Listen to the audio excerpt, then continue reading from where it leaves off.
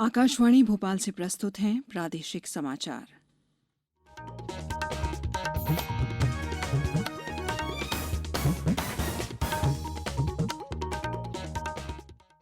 नमस्कार। समाचारों के साथ मैं शेख महाजबीन अल्मास। पहले एक अपील। 18 वर्ष से अधिक आयु वर्ग के लिए सरकारी केंद्रों पर निःशुल्क राष्ट्रव्यापी कोविड टीकाकरण अभियान जारी है। युवा श्रोताओं से हमारा आग्रह है कि कोविड रोधी टीका लगवाएं और अन्य लोगों को भी इसके लिए प्रोत्साहित करें। जब तक जरूरी ना हो घर से बाहर ना निकलें और 3 सरल उपायों का पालन करें। मास्क लगाएं, 2 गज की सुरक्षित दूरी बनाए रखें, बार-बार हाथ धोएं और साफ सफाई रखें और टीका लगवाएं।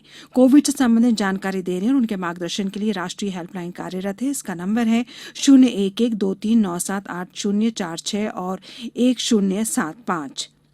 अब समाचार। सबसे पहले मुख्य समाचार।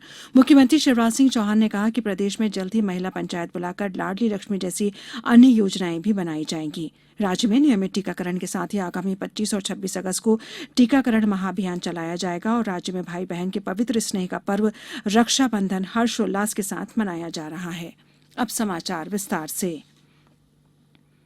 मुख्यमंत्री शिवराज सिंह चौहान ने कहा है कि देश का सशक्तिकरण बहनों के सशक्तिकरण के बिना संभव नहीं है।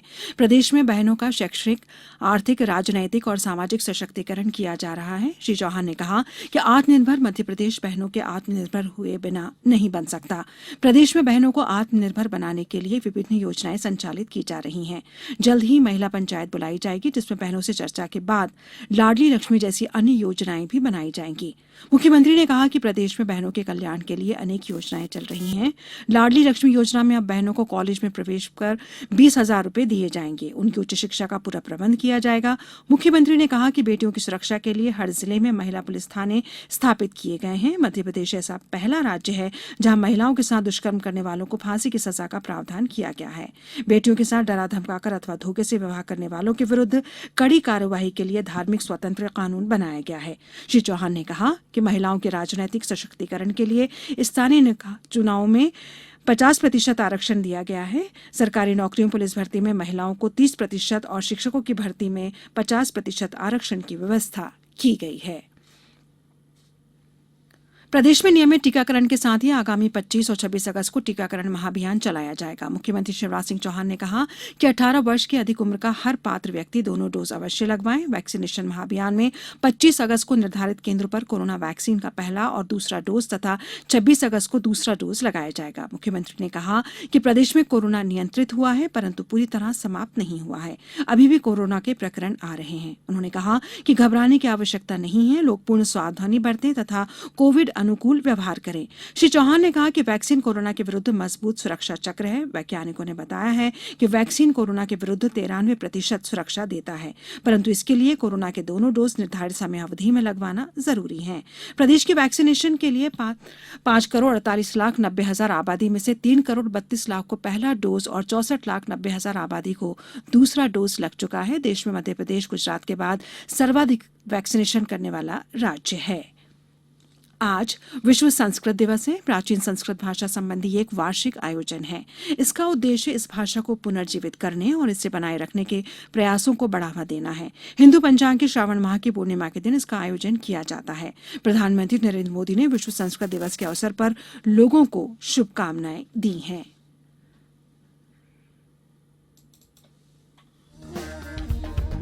आजादी का अमृत महोत्सव।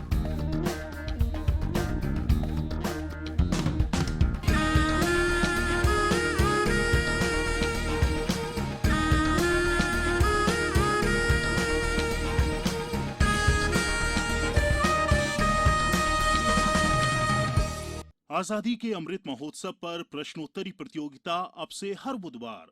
इसमें मध्य प्रदेश में स्वतंत्रता संग्राम, स्वतंत्रता सेनानियों, प्रदेश के इतिहास, भूगोल, पर्यटन स्थलों और प्रदेश की अन्य घटनाओं से संबंधित एक प्रश्न प्रत्येक बुधवार शाम के समाचार बुलेटिन में पूछा जाएगा। आप इस प्रश्न का उत्तर हमारे ईमेल आकाशवाणी समाचार quiz@gmail.com पर दे सकते हैं। उत्तर के साथ प्रश्न का क्रमांक, अपना नाम, पूरा पता, मोबाइल नंबर और अपना एक फोटो भी जरूर भेजें। सबसे पहले सही उत्तर देने वाले श्रोता का नाम अगले सप्ताह बुधवार को शाम के समाचारों में घोषित किया जाएगा। आजादी का अमृत महोत्सव।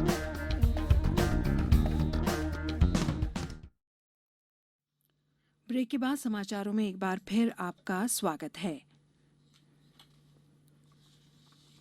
प्रदेश में भाई बहन के पवित्र स्नेह का पर्व रक्षाबंधन हर्षोल्लास के साथ मनाया जा रहा है। श्रावण महीने की पूर्णिमा को मनाए जाने वाले इस पर्व में बहन भाई को तिलक लगाकर उसकी कलाई पर रक्षा सूत्र बांधती है और भाई बहन की रक्षा का वचन देता है। धार, होशंगाबाद, जबलपुर, सीहोर, खंडवा, छिंदवाड़ा, देवास, गुना, नीमच, अशोकनगर सहित प्रदेश के अन्य जिलों में भी रक्षाबंधन का पर्व परंपरागत उल्लास के साथ मनाए जाने के समाचार मिले हैं।